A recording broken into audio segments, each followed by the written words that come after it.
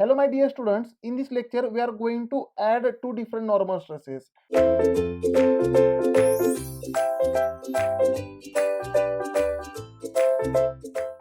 Now let's say normal stress are of two type, that is direct normal stress. Direct normal stress is due to direct tensile force or compressive force, and there will be indirect normal stress, let's say like bending stress, Now what we will do, now we will see a combined loading, that is on the same element there is direct normal stress also and there is bending stress also. And for this type of loading, how to combine them, that we are going to see.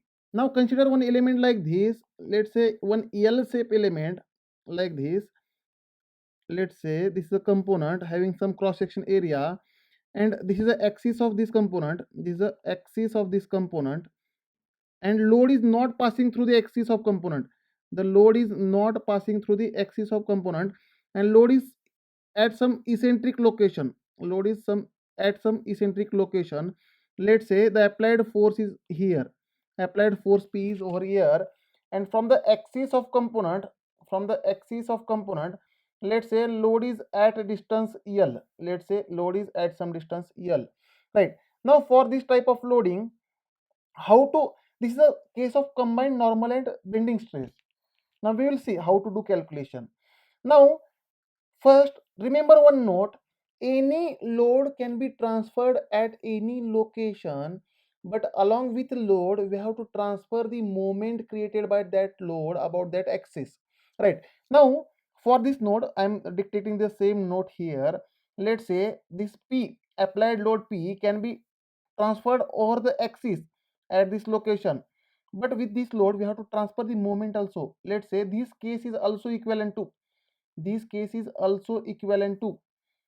let's say this is the section. Now this is the axis. If I want to transfer over axis, I want to transfer the load on the axis. Now this load is, I can transfer directly as it is. I have put this load as it is, but along with this load is creating clockwise moment about this axis.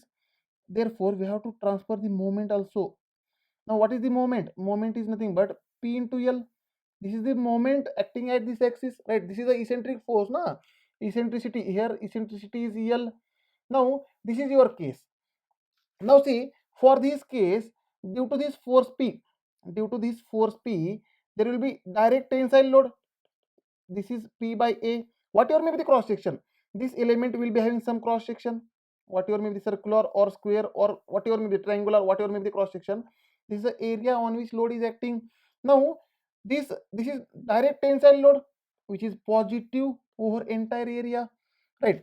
Now again, due to the bending moment, there will be bending stress. Sigma B is equal to, what is the formula? M by I is equal to sigma B by Y. Sigma B by Y is equal to M by I. This is the formula, means sigma B is equal to M by I into Y. This bending stress is also acting. Now we have to see the nature of bending stress at different locations.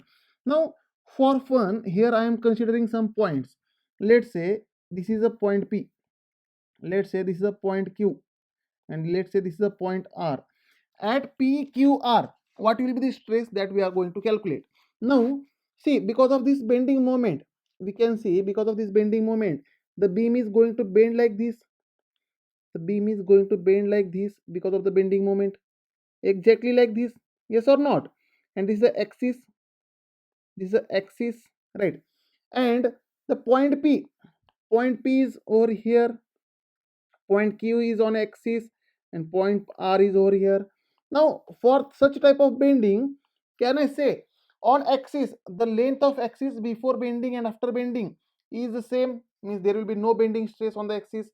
Now for this P, can you are able to imagine this, for fiber P, the length is going to increase due to bending moment. Therefore there will be tensile bending stress. For P fiber, and for R fiber, the length is going to decrease, means there will be compressive bending stress. And sigma T, that is tensile normal stress. This is always tensile at P also, Q also, and R also, right? This is always tensile, na? This sigma T is always tensile at P, Q as well as R. Now, if I want to see stress at P, what will be the stress at P? Now, sigma T is tensile, positive. Sigma T is tensile, positive. And sigma B is also tensile. Bending stress is also tensile, means positive. Means sigma T plus sigma B. This is a stress at point P. Now, stress at Q. Stress at Q. Tensile stress, sigma T. But bending stress is 0. But there is no bending for the axis. Length of axis before bending and after bending is same. That's why will be no bending stress. Therefore, at Q, there will be only sigma T. Again, at R, stress at R. Can you just imagine? Sigma T is tensile, positive. Tensile normal stress, positive. Bending stress is compressive, means compressive stress is negative, minus sigma B. This is the stress at R. Now, with the values, can you imagine or can you elaborate? That is, at point P, sigma T is tensile and bending stress is also tensile. Both are getting added. At Q, only tensile normal stress. And at R, from tensile normal stress, bending stress is subtracting, means at P there will be maximum magnitude of combined stress. At point P there is a maximum value of combined stress. Therefore, location P is critical location over here. This location P is critical location. That means at P there is a maximum stress. Therefore, whenever component fails, the failure will start from the point P. The failure will always start from the point P. And if I design this point P, that means if I make sure that this point P is safe, then there will be no failure in the component. And that's what we are going to see in theories of failure. Means in theories of failure, our target is to find this critical point, and we have to design this critical point, means we have to make sure that this critical point will be in safe zone. Then entire our component will be under safe zone. Thank you, students. In next lecture we will see stress is a tensor quantity and why it is a tensor quantity.